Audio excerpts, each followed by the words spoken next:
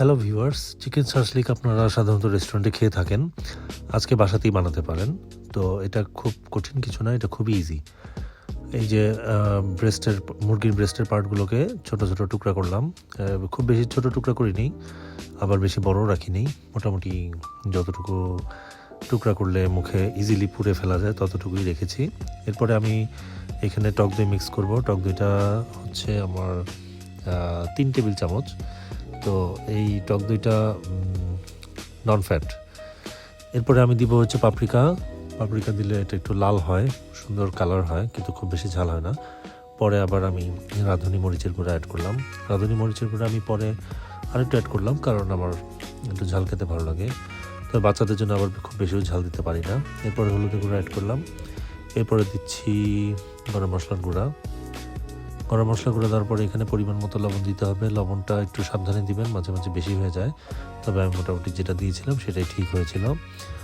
এরপরে একটু avocado oil mix করলাম। অ্যাভোকাডো অয়েলটার বদলে আপনারা অলিভ অয়েল ইউজ করতে পারেন।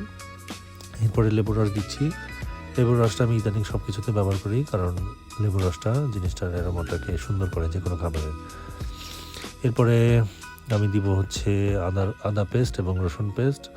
আদা পেস্ট রসুন পেস্ট আমার বাসায় করাই থাকে সব সময়, আমার ওয়াইফ করে রাখে। এই জন্য আদা পেস্ট রসুন পেস্ট থাকা মানে হচ্ছে আপনার অনেকটুকু কাজ এগিয়ে থাকা।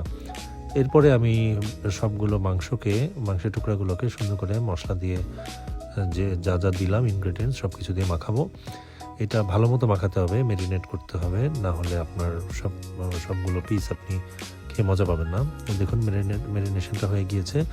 এটা 2-2.5 ঘন্টা রেখে দিয়েছিলাম আমি। তারপরে শিকে গেঁথে নিয়েছিলাম। শিকে গাঁথার আগে আমি পিপার মানে হলুদ পেপার, লাল পেপার এবং পেঁয়াজ এগুলো সাইজ করে কাটা ছিল। এরপরে তাওয়ার মধ্যে তেল দিয়ে এরকম ঢেকে রেখেছিলাম। একটু ঢেকে রাখতেই হবে, আদারওয়াইজ এটা সিদ্ধ হবে না। দেখেন সিদ্ধ হয়ে গেছে এবং দারুণ একটা কালারও হয়েছে। এভাবেই বাড়িতে বানিয়ে ফেলুন মজাদার চিকেন সাসলিক।